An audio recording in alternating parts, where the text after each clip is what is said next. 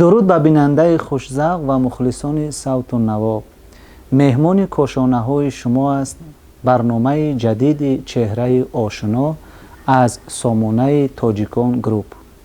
خب بینندگان عزیز، چطوره که به همه ما و شما معلوم است عین زمان پاندمی یعنی کرونا ویروس کووید 19 تمام جامعه جهانی را فرا گرفته است و محض این وبای عصر بود که طول چند مدت ما نتوانستیم برنامه خود را پیشنهاد شما کرده باشیم و خوشبختانه با مرور زمان این بیماری هم از بین رفته ایستاده است و ما اهل ایجاد تصمیم گرفتیم که باز برنامه چهره آشنا را دوباره احیا نماییم و با اشتراک بهترین هنرمندان سینما و اینچنین صنعت استراد تاجیک پیشنهاد شما گردانیده باشیم.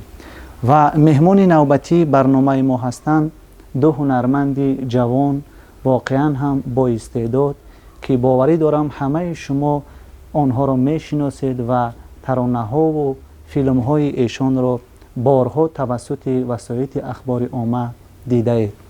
مهمان ما هستند هنرمند بانوی خوش صدا و خوشخرام رفعت بانوی جمشید و رپسرا فیلمساز و اینچنین آوازخوان محبوب و خوش صدا اکمل جمعیف. سرول مهمانان را به استودیو خوش آمدید میگوییم. خب بینندگان عزیز، ما تصمیم گرفتیم که طول هر هفته بهترین هنرمندان رو دعوت کرده با آنها نسبت به حیات و فعالیت و ایجاد و زندگی پس پردگی آنها یک صحبت خوش و آزاد و صمیمانه گذرانیده در کانال یا سامانه تاجیکان گروپ پیشنهاد شما گردانیده باشیم. خب بار دیگر مهمانان را به استودیو خوش آمدید میگوییم و تشکر میکنیم که دعوت ما را پذیرفتید.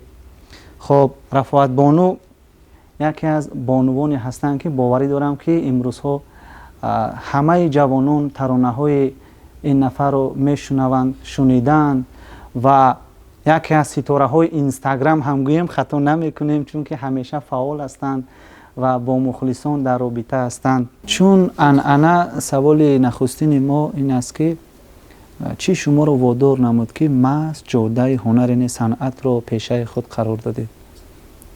سلام خود را به کل هموطنان عزیزم میرسونم و به مخلصان برنامه شما میرسونم. برای چی که کسب سرایندگی را انتخاب کردم، پدرم خود که صنعتکار بودند و خواستم که کسب پدرم را ادامه دهم. بله، خیلی خوب. و در یاد دارید که اولین ترانه شما چی نام داشت و بار نخست با کمک و دستگیری کی روی صحنه هنر آمدید؟ سال 2000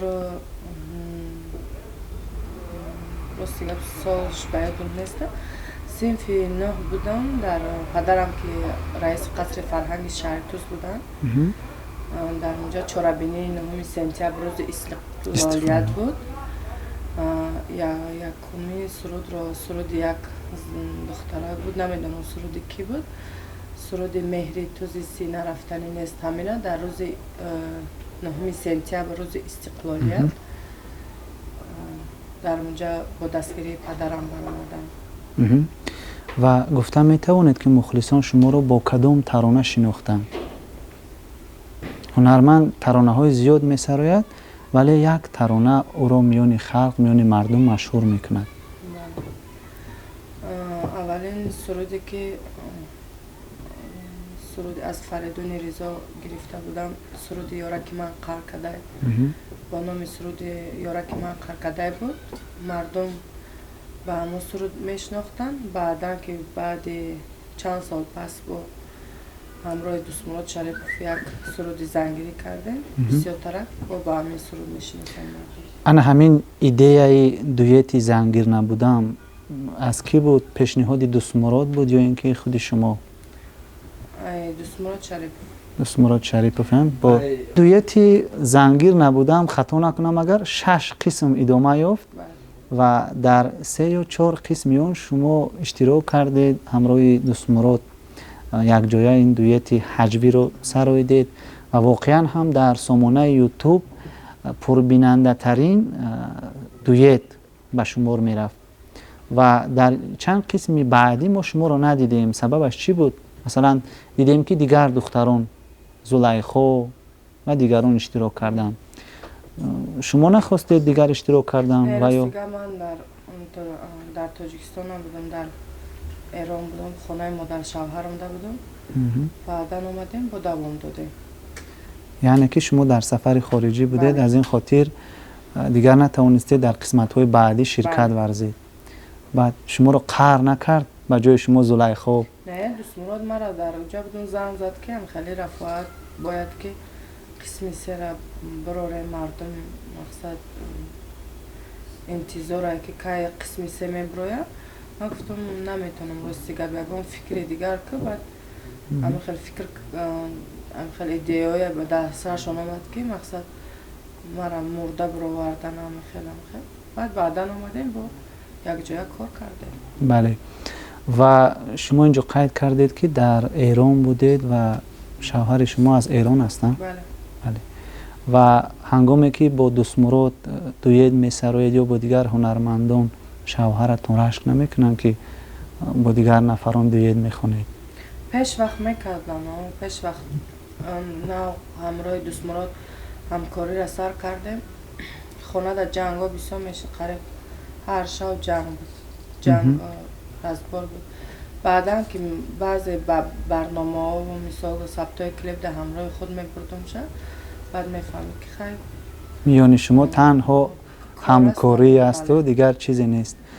و نفرانی که در سامانه های اینترنتی در پینوشت های یعنی کامنتاری میگویند و میخوریم که هر گونه سخنهای قبیح می نویسند نسبت شما، ایراد میگیرند طرح لباس پوشی شما رو، این سخنان شما رو عصبی نمیکنند؟ و اگر عصبی شوید چگونه عصبانیت خود رو رفع میسازید، برطرف میکنید؟ من برای یکم سخن یکم آدم یا که در تای کامنتاریام چیزی می نویسم، من برای یکم تایوای عصبانی نمیشم، و خاطر که هر یک آدم چی کاری میکنه نمیکنه وقت ساعتش بیا خودش جواب میده. من در بالای سرم کلان دارم، شوهر دارم، من شوهرم هم هر یک کار در اجازه داده که چی میپوشی چی کار میکنی، ما با کار تو کار ندارم، فقط خیانت بین ما نباشه تمام. بله، یعنی یک زنی آزاد صاحب اختیار بهترین است. و بینندگان عزیز، صحبت رو ما ادامه میدهیم. مهمان نوبتی ما هستند رپسرای شناخته، نفری که اولین مرتبه سهم خود را در رشد رپ تاجیک گذاشته است، اکمل جمعیف. و نگفته نماند که اکمل جمعیف بغیر از رپسرایی اینچنین یکی از کلیپ سازان، فیلم سازان و اینچنین وقتهای آخر آوازخوان خوب هم هستند. خوش آمدید. و میخواستم اکمل جمعیف از اولین قدم های خود به جاده رپ کمی به مخلصان قصه کند، کی با کدام رپ روی صحنه آمده بودند و همون زمان ها در صحنه رپ کیها بودند؟ یک بار دیگه سلام میگیم به مخلصان کانال این شبکه و به شما. وقتی که ما سر کردیم اون وقت اینترنت نبود. بله. همین استودیو هم نبود. من خودم استودیو روی کرده بودم، اکی ریکردز نام داشت. همون وقت فکر میکنم اسماعیل برآمده بود با رپ تاجیک بچه. اما اسماعیل برآمده بعد از یک ماه کلیپی ما برآمد، گروهی ما زونا برباد بود و من تخلصم اکی بود. اما وقت سرودی ما مرا میفوره برم خونه به ترما پشیمانی، هم به طرز رپ بود هم به طرز استرادا. مقصد ما همون وقت همون رپ برآوردیم 2006 بود. 2006 بود برآوردیم و بسیار ما رو در تلویزیون ها بسیار پس میزدن، نشون میدادن، تنقید میکردن، قبول نداشتن.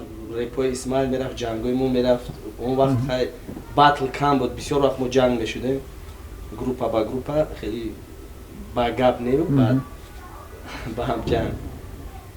مقصد همین که بعد 2009 در کوخ جمعی با چند جای دیگه در کنسرت کلام میکردم. مقصد بس کردم، همین کارها رو رپ رو بس کردم و استرادا در گذاشتم. بعد از اون بسیار مشکلی ها ба дучор шудам. баъд ба мурури замон вақте ки ин санъатро коргардониро буд кардам, яъне донишкадаи санъат Мирзо Мирзо Турсунзода, Турсунзода. баъд ба кинову эстрада гузаштам. хоб дар ҷодаи филмсозӣ бо кадом ҳунармандон бо кадом режиссёрон ҳамкорӣ доред ва кӣ шуморо ба ин роҳ бурд бори аввал? бори аввал ман синфи мақсад синфи 9 будам, як камера доштам. ҳамон вақт ман филм ба навор мегирифтам бо ҳамроҳи ҳамсинфонам. ҳамон филм кассеташ тозира ҳаст, не ки ягон кас надидааст, набаровардам. мақсад ҳамин аст ки ман устод надоштам. худ аз худ эҷод мекардед, худомӯз гирифтам, бале. ва модарам бисёр дар ин корҳоям ёрдам мекард, кӯмак мекардам ба кӯмак шумо. мекардам. ва имрӯз репи тоҷикро шумо дар кадом сатҳ мебинед? ба андешаи шумо репи тоҷикро ба сатҳи баланд мебинам ман имрӯз, барое ки бисёр чизҳои хориҷаро мо омӯхтем, реперҳои мо омӯхтанд. вале ҳозир ман ин хел гап занем, агар ба чизи оддӣ қариб ки 3 сол шуд реп нахондам. яъне аз реп то андозае аз дунёи реп дур шудаед, ба эстрада ворид шудаед. бале дур шудам. амин лекин медонам ки паст нашудааст, баланд. яъне имрӯз мардум ба реп, ба шунидани реп махсусан ҷавонон таваҷҷӯҳ доранд. хоб имрӯз мо мебинем ки аксари репсароёни машҳур, миёни онҳо як мафҳум аст бо номи батл баргузор мешавад, махсусан миёни репсароёне ки имрӯз шинохта ҳастанд. вале шуморо мо боре надидем ки бо репсарое батл карда бошед. сабаби ҳаминро дар чӣ мебинед? дар вақти мо батлам набуд гӯем да. дар вақти мо диск мо запис мекардем, он вақт интернет набуд, диск запис мекардем, диск равон мекардем ва баъди вай диск равон кунем, дар он тараф 70 нафар, дар ин тараф 100 нафар ба ҷанг чӣ будем, машғул будем. хеле ранги ҳозир баодобона батл мекунанд, ин хеле гапҳо набуд вақтои мо. баъд аз он хеле батлҳо пайдо шуду. ана ҳозир гӯем батл мода шудааст ва ман аз аввал батл маъқул набуд ва накардам ва намекунам. дар ин система ҳозир ман нестам. бале. хоб яъне шумо ба аз жанри реп ба жанри эстрада гузаштед. фикр мекунам ки жанри эстрада дар тамоми ҷаҳон имрӯз маъмулу машҳур ва дар ҷои аввал меистад. ба андешаи мо низ кори хуб кардед. ва дар ин самт бо кадом оҳангсозон, бо кадом ҳунармандон ҳамкорӣ доред?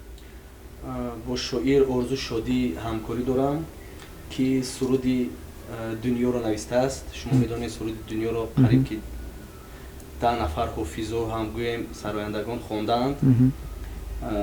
Орзу Шодӣ табои ман мебошанд ва ним зиёди сурудҳои ман аз табоим аст ва бисёр ними дигаш аз эрон забонҳо аст. яъне бештар ҳунармандони эронро низ гӯш мекунед, аз таронаҳояшон истифода мебаред. ягонта ва қавли чӣ мегӯям медуздам.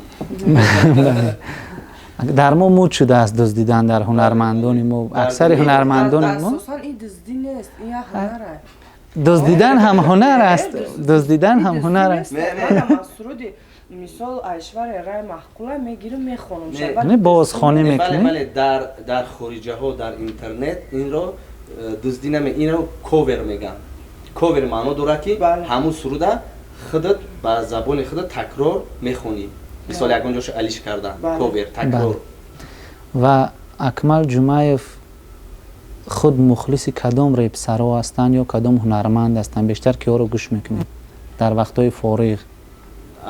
акнун ҳозир не, пеш ҳозир вақти гӯшкунӣ надорам. дар рӯи пеш Исмаилро гӯш мекардем, Исмаил Зур. хаб баъд аз он братчикаи худамон Шон МС бисёр ёрдам кардаги ҳастам. ва Шон ҳозир не, ҳамон вақт реп намехонд, ба ман чӣ менавист, текстҳои маро менавист. ман мегуфтам ки ҳоли репҳоро гӯш намекардам, намешинохтам. ба ман мегуфтам ки ту хубаш чем рэп хондан ё китоб навис. китоб бале бале синфи 8 буд 9 буд. баъд ба мурури замон хай ва бинандагони азиз дар чандин суҳбатҳо мусоҳибаҳо низ мо дидаем ки шонемсӣ қайд намуда буданд ки маҳз бори аввал бо кӯмак ва дастгирии Акмал Ҷумаев рӯи саҳнаи реп омадан. Инро худи Шонемсӣ низ дар чандин суҳбатҳо қайд намуда буд. Айни замон миёни шумо ҳамкорӣ ҳаст? Ният надоред ки дует сароед якҷо? пешниҳодҳо набуданд? ҳозир ҳамкорӣ нест, барое ки ман дигар системада чӣ хеле ки ба шумо гуфтам вай ба ҳамун репи худаш овура ба блогерии худаш дигар росташагум ягон проблемаҳои муҳимда ягон рӯз вомехӯрем яке яке. Интавр яъне муносибати дӯстона миёни шумо ҳаст. хеле хуб. нисбати филмҳо чӣ гунае ки ба ҳамаи мо шумо маълум аст, бинандагони азиз, аксари филмҳои тасвирӣ ҳаҷвие ки дар Тоҷикистон ҳастанд маҳз бо кӯмаку дастгирию умуман гӯем тарҷумаи тоҷикии онҳо ба тариқи лаҳҷавӣ ё ҳаҷвӣ аз ҷониби Акмал Ҷумаев пешниҳод карда мешавад ба ҳаводорони мултфилмҳо ё филмҳои тасвирӣ. мехостам нисбати ин масъала чанд сухан мегуфтед. кадом филмҳои тасвириро шумо тарҷумаи тоҷикӣ кардаед ки мухлисони зиёд пайдо намуданд? 2008 ба 9 буд. Донжон Дусмурод Шарипов хизмат рафтагӣ набуд. ҳамура мо мултфилми Мадагаскар қисми яка Мадақушқор гуфта. бале, хеле мултфилми машҳур, то ҳол мухлисони зиёд дорад. бале бале, ҳам мултфилма қариб то охира овардаанаш ба ростшагум уро чӣ кардан? Уро ба хизмат бурдан. Дусмуродро. бале бале, мултфилм охираш монд, баъд 10 минути охирашро Шараф Қурбон офиз буд. бале. Он тарафша Шараф Қурбон роли нақши кира гап зад. Дусмурод Шарипро. ва баровардем 2008 ба 9. мақсад дуюм қисмашро 2011 баровардем ва дуюм қисмаш ба роли Алаганара Кучкар гап мезад. то ҳозиро бисёриҳо хаёл мекунанд ки овози Дусмурод аст, не ки вай овози Алиҷони Зайниддин Кучкар мебошад. дуюм қисмаш. хай баъд аз он бисёр мултфилмҳо баровардем. Бусаи Ошиқона, Ширекчор, Паҳлавон ва Бузбала, Шефи кӯдако, Хош. баъд дигар набаровардем, барое ки аз боло гуфтанд ки яъне ба шумо аз тоҷикино иҷозат надоданд? гуфтанд ки накунем дигар хеле мултфилмҳо лаҳҷагӣ ба мо дар кор нест, хай мо фоида набошад ин корро намекунем. филмҳо чӣ? кадом филм бештар миёни мардум машҳур гашт? мо медонем ки шумо низ якчанд филмҳои муваффақ низ дар синамои тоҷик пешниҳоди ҳаводорони синамо карда будед. филми аввал интизорӣ буд бо Гури Арабшо. баровардем 2012 буд ба фикрам. баъд аз он 2013 Ҷураги то охира буд. ва 2018 Гурезаҳо буд. айни замон аз пай омода намудани кадом филми ҷадид ҳастед? айни замон мушкилии зиндагиро мо ба навор гирифта истодаем. мини сериал мебошад. кадом ҳунармандон иштирок доранд дар ин филм? ҳунарманд Дусмурод Шарипов, Алиҷони Зайниддин ва Субҳон ва бисёр ҳунармандони ҷавон иштирок доранд ва дар оянда бо як филми калон мо бароварда истем бо номи Шоҳид. жанраш триллер мебошад. ҳатман мухлисон тамошо кунед, филми хуб аст. бале, дар ин самт низ бинандагони азиз филмҳое ки дар он ҷанг, зӯроварӣ дида мешавад, дар ҷумҳурии мо кам дида мешаванд. ва аз Акмал Ҷумаев мо хоҳиш мекунем баҳри мухлисон инҷо бо худ гитара оварданд ва Акмал Ҷумаев ба ғайр аз ҳунари овозхонӣ инчунин ҳунари навохтани гитараро низ доранд. мо хоҳиш мекунем ки 8 мисра ягон таронаи марғубу шуниданиро баҳри мухлисон пешниҳод намоянд.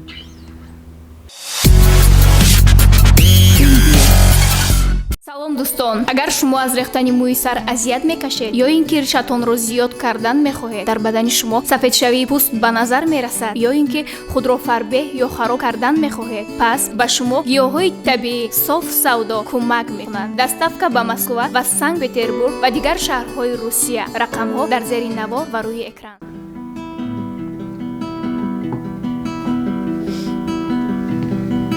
بیا نازنین هنوزم عاشقم بودی نبودی با من اینجوری رفتی به قرار تو بودی نازنین بها منتظرتم تو مرا کرده انتظار بیا سنم بیا عاشقت من بیا هرچی میخواهی من بر هدیه بیا سنم بیا عاشقت من بیا هرچی میخواهی من برم هدیه میکنم کتابی قصه هایی نگو حرفی جدایی زی دستی عاشقی من نیابی تو رهایی کتابی قصه هایی نگو حرفی جدایی زی دستی عاشقی من نیابی تو رهایی بیا سلام بیا عاشقت من بیا هرچی میخواه من برم هدیه میکنم بیا سلام بیا عاشقت من بیا هرچی میخواه من برم هدیه تشکر زیاد برای پیشنهاد یک ترانه جالب. و بینندگان عزیز صحبت خود را ادامه می دهیم و اطراف هنر و ایجاد و فعالیت و زندگی بانوی خوشخرام رفاعت جمشید. خب رفاعت بانو در زندگی بیشتر از چی می ترسد؟ در زندگی گناه کردگی، یعنی از گناهایی که کرده اید از عاقبتش از فردایش میترسید؟ بله. از خیانت از تهمت نمیترسید؟ نه. نمیهراسید؟ نه. آیا شده از حالتی که در توی یا یگان کنسرت فناگرام شما مرده باشه؟ بله. کی چگونه بود؟ قصه کرده میتونید به مخلصان؟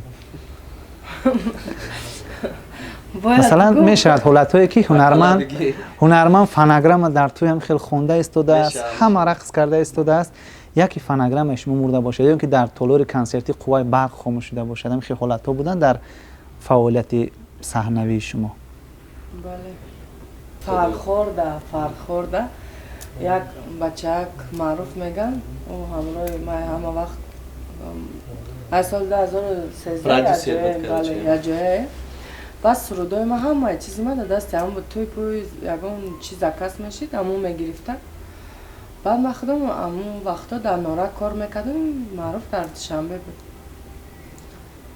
بعد توی زکس میشید ما یه 2 هفته پیش را گفتگی بودم که توی زکس شده فرخور باید توی بره مایل گفت فکر کرده که سرودا مولی هم قطیم است. قریب 1 سال توی نگرفته بودم. بعد او ساعت 5 بیگه توی سر میشه باید چه همه ببرارم سرتراشان میگه رفتاری کنم.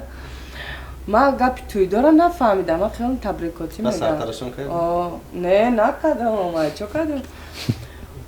بعد حافظ گلانیشون که حافظ اساسی ظفر ایوبی. بعد معروف گفتم که خیلی بیا گفتم من اینارک بگیم میریم کراچ چی فرخور توی میریم. اومده فلش کارت را نیاورد قطیش. رادا نیمی رادا میره میگم که بیا فلش کارت را بزنه میگم سرودو را ببر کنیم. انسامبل شما در فلش کارت ها؟ بله. من ندارم فلش کارت را میگم چه خیلی ندارم میگه تخت ندارم میگم توی میگم ساعت 5 وجه ساعت 3 گذشته میگه کراچی ندارم. بعد قرار در خونه شون یه فلش کارت بوده در اون خونه شون پرتفتگی بوده ماندگی بوده همخه. بعد همون خونهشون زنگ زد که خیلی یه فلش کارت درنی فانر دا درنی یه چوینیکچه دا همون فلش کارت را بگیریم بالا ببرویم خیلی را گرفتم فلش کارت را رفتیم ایدانغرا توی دا دیر کدیستیم توی دور زنگ زدیستیم فلش کارت را گرفتیم آوردیم دا تاکسی میزنیم خیلی دا گوش کده میریم امی رزویلکه دا میرسیم ای تاکسی اونجا میگیم بفرویم تاکسی فرخور دا بشنیم بریم فلش کارت را دا تاکسی فرومش میکنیم فهمیدی؟ تاکسی های میکنه میره و توی دور زن زده است بخزیم بیوین شهر باید سرتراشون تکنیم دا همونجا ما یا پلاتیا پشتم پشت 3 متر پلاتیا ما دا همونجا قچا کنم همه مورا نگو داره دا هم قشلا ست کامون دا دست مورا همونجا گیو تاکسی خیلی قریبی کلوب در رسیده یا خیلی نومیناش هم نمیدونیم دا همونجا رفتیم 6 تیم که یکی هم تاکسی گشته اومده ای اپا فلش کارت تو را فرومش کردیم فلش کارت را میگیره میره خیلی دیگه او تاکسی را ای رحمتگویی را مردیم خیلی فرخو رفتیم که شب عروس بر اومده سرتراشون تمام شده است همه تمام شده شب عروس در تخته قریب شب عروس باید بدرونم شب خیر نخوندم همو قاخدم دیر کردم باز زالا که توی 2 هفته پیش $100 گرفتم با رفتم سین توی دار میگم شوربا بیار میگم نم قدری سخال داشته باشه بعد خیلی خوردمش کم و سیر کردیم بعد هینی بر اومدنم شد معروف گفتم برا فلش کارت را بزن گفتم من میام میره که یا ما خشون یا ما خوی خیلی پیشینه 80 اوه یا ما خوی پیش فلش کارت نه جای فلش کارت نداره دیگه توی دارم گشنم کدیسته ایسوس چیکسته اکای توی دارم فرد کنم گفتم اکای هیچ گم نداره همه 100% هم میکروفون ها گرفتم در بلوی همه خموندم رفتم پیش شب عروس یک نمود رقص کردم تا آخری توی رقص کردم نخوندم توی دار پول من بیاره جب رو بردم $100 دادم اومده نگفتین که ما حافظه فلش کارت خونیم خب سلامت باشید با هنرمندی بار جنگ کرده اید؟ از بانوان، از مردم میشد که بین هنرمندان جنگ با هنرمندان نه با کی؟ با یگان هنرمندی بانو جنگ کرده اید؟ نه نکرده اید؟ مثل که فیروزه حافظ و بازولیخا دیگر هستند جنجال نفهمی نشده هستند خب رفتو اگر نفری به شما گوید که بس دیگر سرود نخون یا اینکه نفری پیدا شود به شما تمام شرایط زندگی رو مهیا کند خانه با دبدبه ماشین خارجی قیمت گران خریداری کند و گوید که رفاعت از صحنه دست بکش زن خانشین شو از صنعت دست میکشید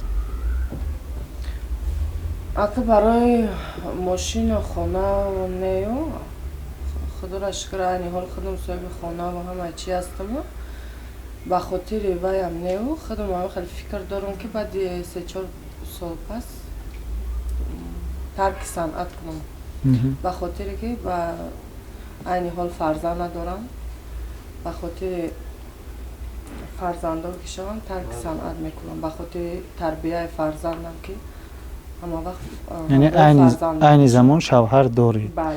و از روی بعضی اوضاع ها شوهر شما یا افغان یا ایرانی هستند یعنی از ایران هستند در دوشنبه کار فعالیت میکنند این حال شوهرم نیست در تاجیکستان در دولت ایران است یعنی در ایران جمهوری اسلامی ایران هستند شما در دوشنبه تنها زندگی میکنید فهمو و اندیشه شما برای مشهور شدن هنرمند چی بیشتر رول مهم را میبازد؟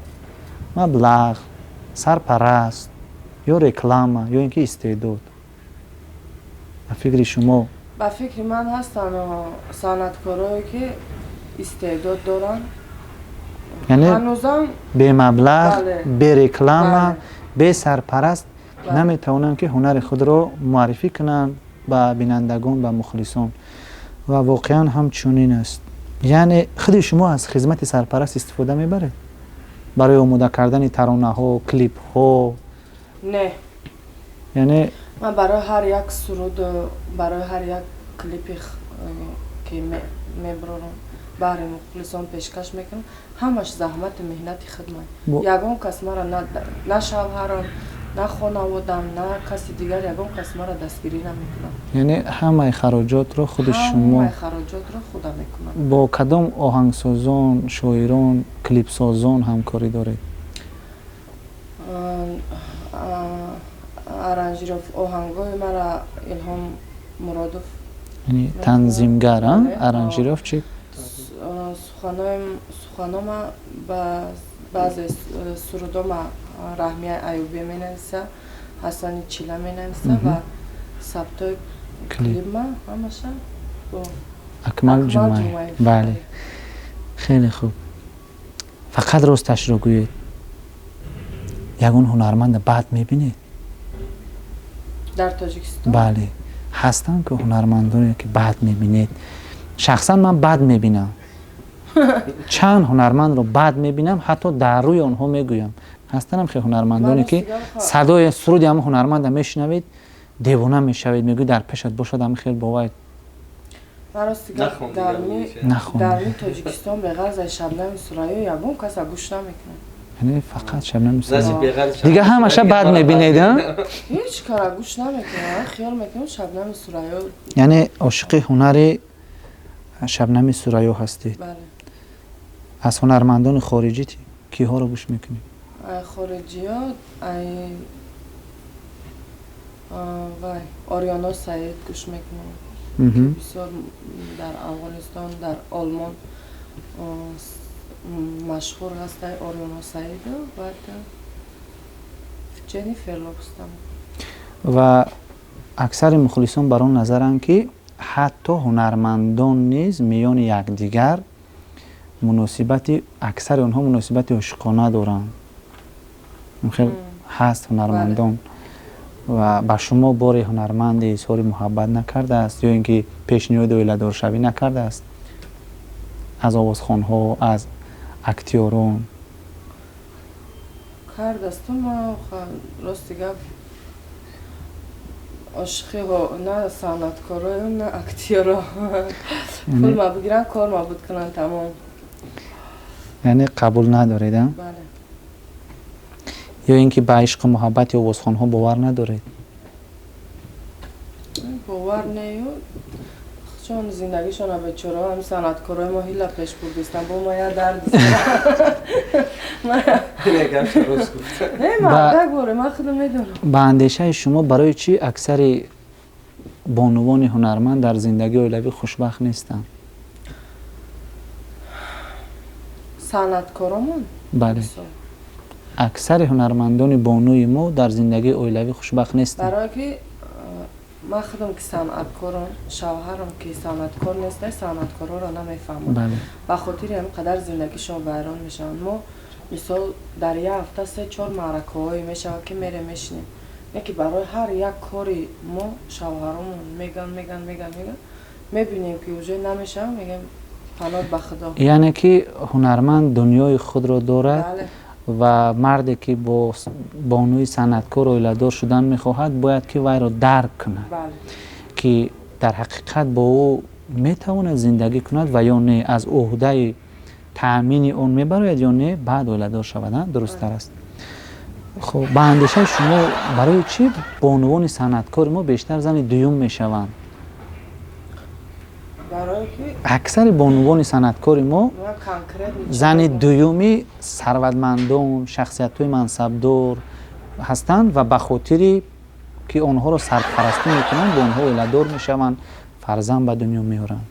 برای که زن دوم میشه، زن دوم در همه پرابلم‌های زندگی تمام مرده که بود میکنه، خونه تان میخره، ماشین تان میخره، کلیپ‌ها، ترانه‌ها، آهنگ‌ها همه خراجات را میکند. بله.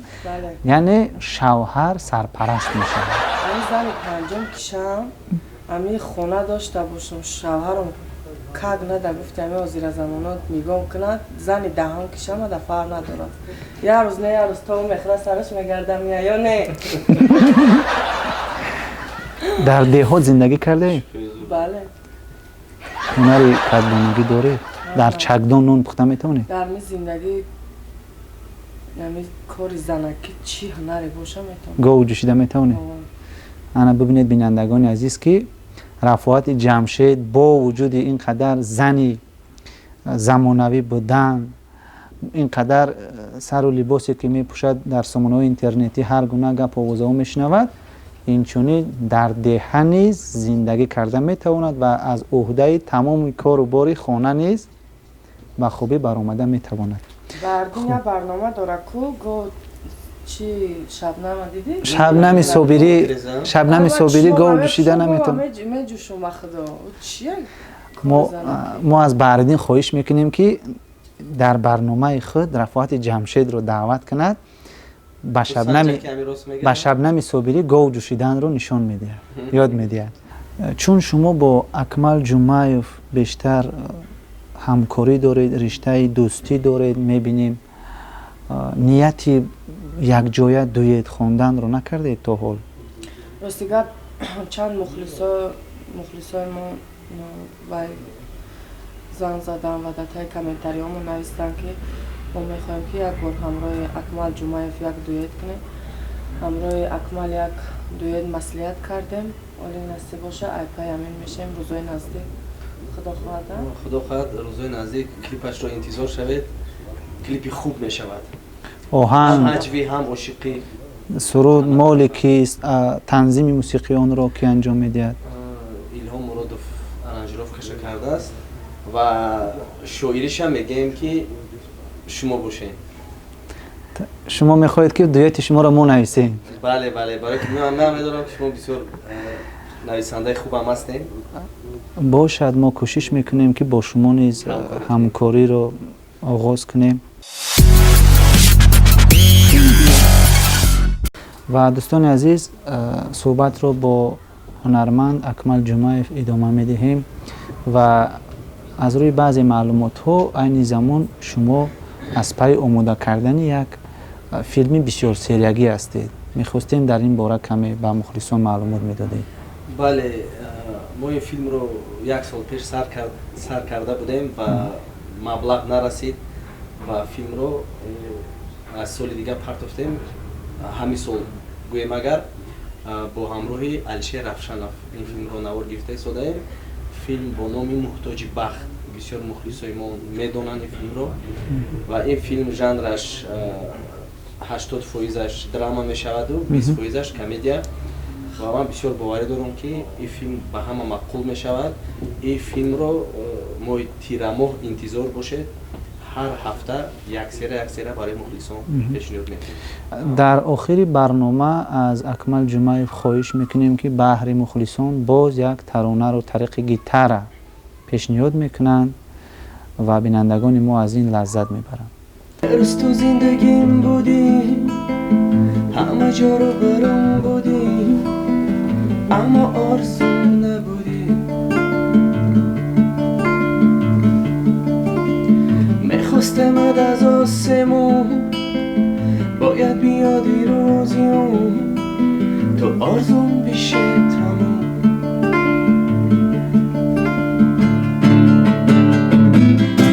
شرمندتم که ستاره داشتم و دنبال رو میگشتم و شاد که از این بودم که من ستاره نداشتم. ستاره با تو مشتم و تکیه میداد بپوشتم و احساسش رو میکشتم، احساسش رو میکشتم. تشکر میکنیم از اکمل جمعیف. بار دیگر مهمانان اولیقدر رو به استودیو به برنامه چهره آشنای سامانه تاجیکان گروپ خوش آمدید میگوییم و بار دیگر تشکر میکنیم که دعوت ما رو پذیرفتید و از رفعت بانوی جمشید که دعوت ما رو پذیرفتند. واقعا هم یک صحبت آزاد و آشکار و صمیمی بی پرده بود و تشکر میکنیم و در آخر رفعت بانو به مخلصان، به بینندگان سامانه تاجیکان گروپ برنامه چهره آشنا چی گفتنی ها دارید؟